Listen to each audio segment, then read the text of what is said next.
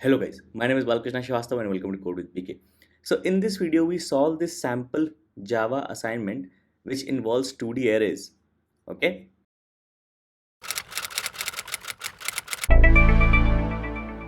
So before we begin, it is a request to please subscribe to my channel because out of 100 viewers only 3 to 5 are subscribed. More than 95% of my audience is not subscribed and the subscription is very important. So please do subscribe to my channel. So let's begin. So this is the sample Java assignment that we have to solve. So take a minute and give this thing a reading. So in short, I'll tell you what we have to do here. So you have been given a file array.txt that contains a 2D grid of values like this. So you have to read the file, okay, this 2D grid of values into a 2D array. These are all double type values, okay. And then you have to find the minimum. You have to find the minimum for each row, print it like this. You have to find the minimum for each column, print it like this. And then you have to find the minimum of the entire 2D array. Okay, you have to name the class minFinder. So the first thing we need is to find the number of rows and number of columns from this given input, all right, because then only can we create a 2D array, right? So I'm going to write a helper function static int get num rows that takes the name of the file, okay, and returns the number of rows. And if you observe, the number of rows are going to be the number of lines in this input file. So this is the input file, number of rows are going to be 10, right? So my function that counts the number of rows takes in the input file, reads the file, counts the number of lines in the files, and then returns the number of lines which is equal to the number of rows. Okay, so I'm going to say try to open this file. I'll say scanner to read the file, scanner equal to new scanner new file, and pass the file name.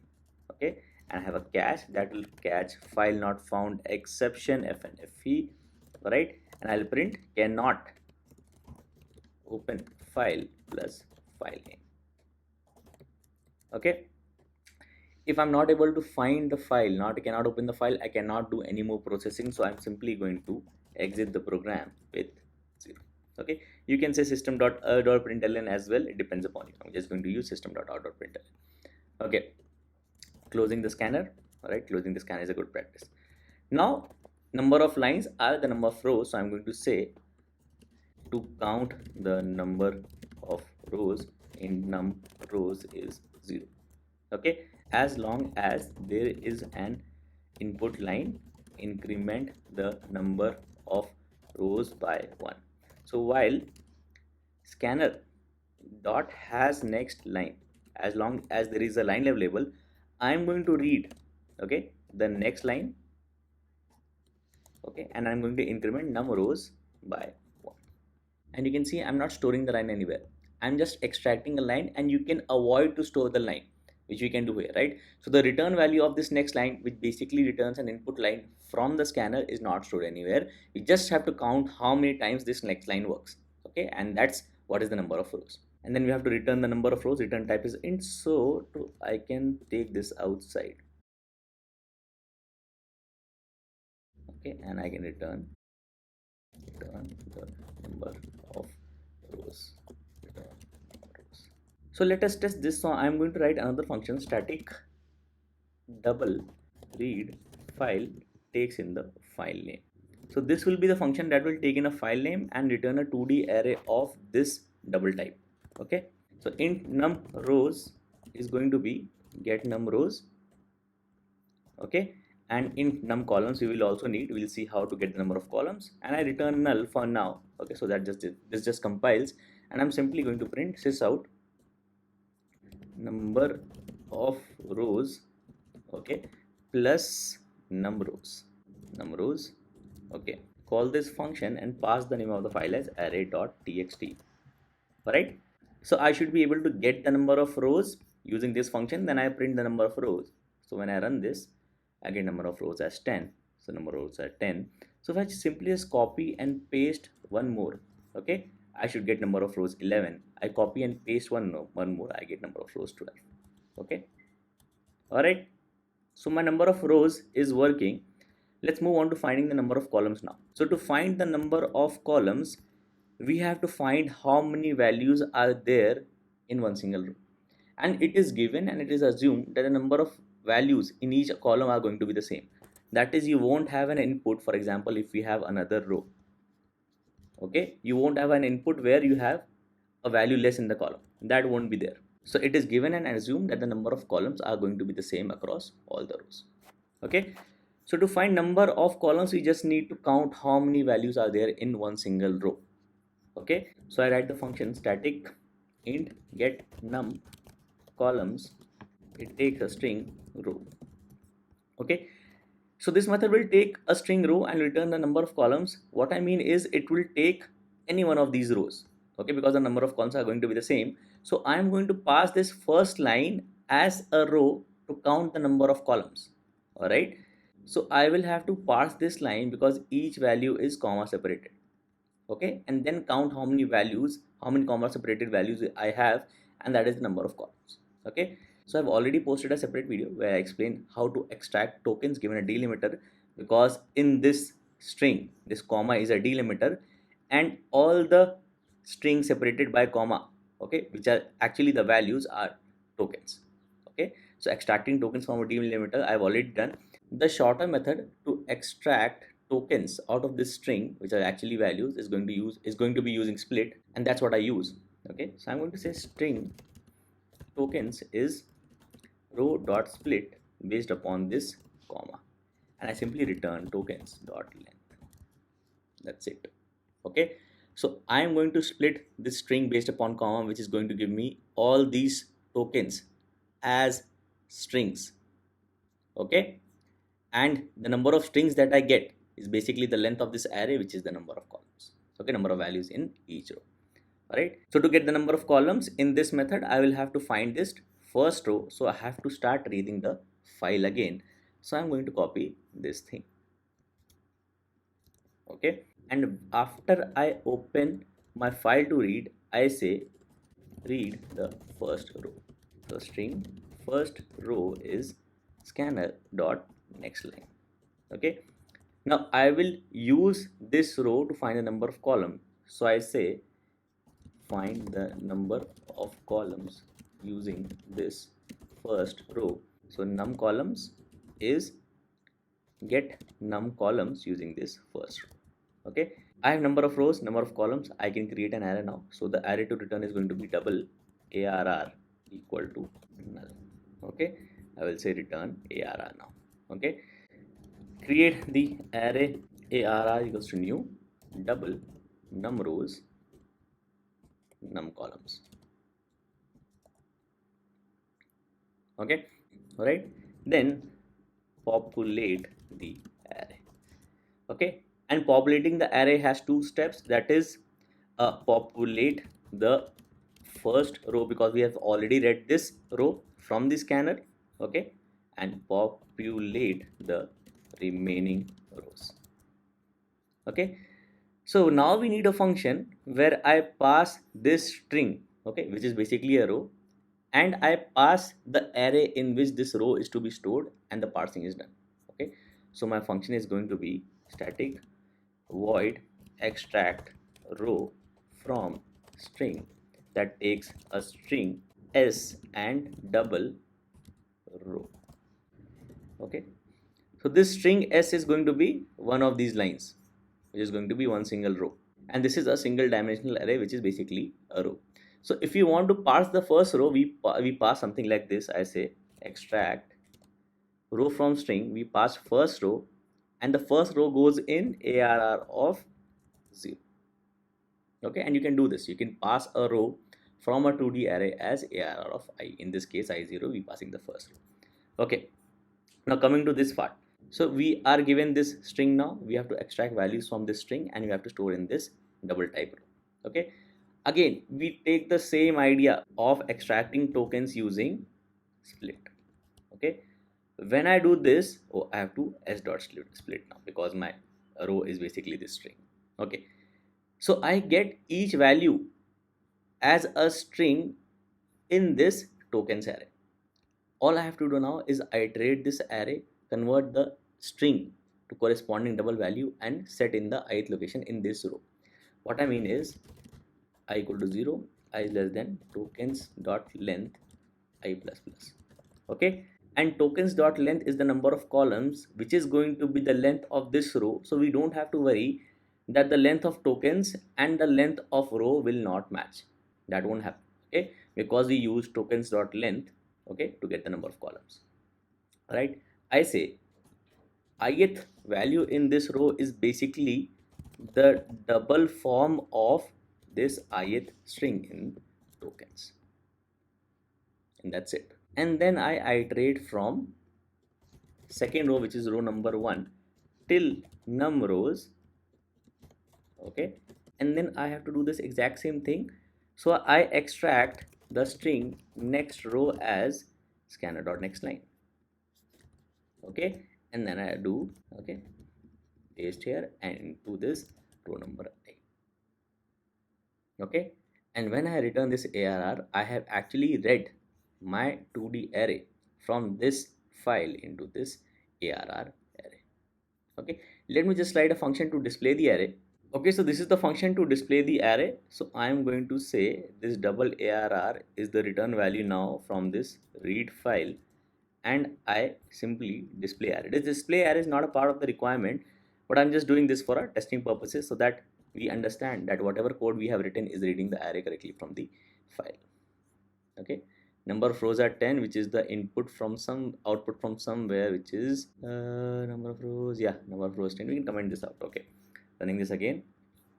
All right, you can see that this is my array, okay, and this is my output, 8.60, 1.45, 5.56, and so on. Then again the next row, third row, fourth row, fifth row, sixth row, seventh row, eighth row, ninth row, and 10th row. Okay, if I copy the same row and paste it again, okay, my code will be able to find that there is an extra row. It counts the number of rows accordingly, creates the 2D array accordingly, and then populates the value. So you can see there is an extra row. We can add another row, okay, and then we can add one more value everywhere. Say I can add 1 everywhere, okay. So the number of columns increase by 1, and all the rows have to have the same number of columns, okay. So you can make this 2 and you can make this 2, okay. So when I run this, you see I have the same values, okay. All right, so taking it back to the original form, okay. All right, so we are able to read an array from this input file. We just have to print the minimums now, okay. Print minimum for each row, minimum for each column, and the final minimum. So I am going to write a helper method, okay, static double get row minimum takes in a double row, okay. This will find the minimum of the row. So this row is a single dimensional array, and I have already posted and uploaded videos to find the largest and smallest values in the array, and that is what I'm going to use. So to find minimum, I'm going to say double minimum is the first value, okay. Then you compare it with the remaining values, okay, a plus plus. All right, so if ith value is less than the minimum, okay, you have found a new minimum, okay. You say row of I, and then you say return minimum, okay. So I can write another function, static void show row minimums, okay, takes in the 2D array ARR, okay. This will show the row minimum. Similarly, we can have column minimums, show column minimums, okay. So what you have to do is for each row I less than ARR dot length, number of rows are going to be ARR dot length, okay. We call this method, I say double minimum is get row minimum, okay, pass this ith row which is ARR of I, okay, and you have to display it like row 1 and space and then the value. So sys out, you say row plus I plus 1. So 0th row is row number 1, row at index 1 is row number 2, okay, plus a tab, okay. We can add a tab here as well, okay. We don't need a tab here, we can add a simple space, okay. Space colon space minimum, okay. So rather than displaying array now, we can call show minimums for each row and pass ARR, okay. So our main looks very clean. We are just reading the array, 2D array from the file name, and you're just showing the row minimums. Then we call show column minimums, and then we show the overall minimum. So when I run this, row 1 is 1.45, 1.21, 1.99, 1.42, 1.72, 2.14, 1.05, 2.46, 1.35, and 1.53. This is what we expect. Okay. Oh, there is a tab after this. Okay. Now, so you can see there is a space here. We don't want a tab here. We want a tab after 1. Okay, now it looks better. Okay. Similarly, we can have column minimum. So I will have to write another helper function to find column minimum. Okay, which takes the entire 2D array. Okay, because you can pass a row using ARR of I, but you cannot pass a column. Okay, so you have to pass the entire 2D array and tell the column number. So I have to find the minimum value in this column in this given 2D array.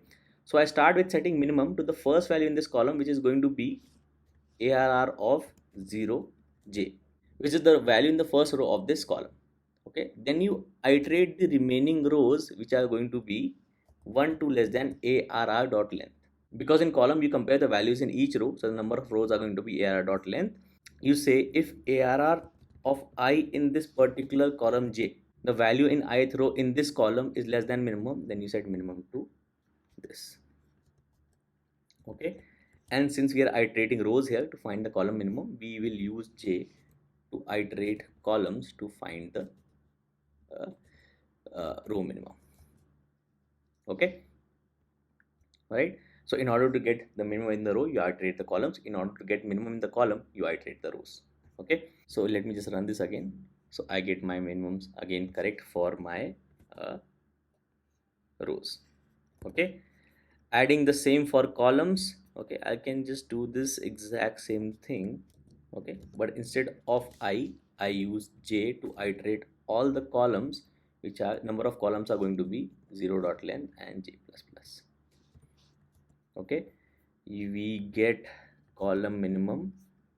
Okay, passing ARR and j for this particular column, and I say column j plus 1 has this minimum. Okay, calling show column minimums ARR. Okay, running this. So taking this single space away, so I can add one more here with the row. Okay, this is okay now.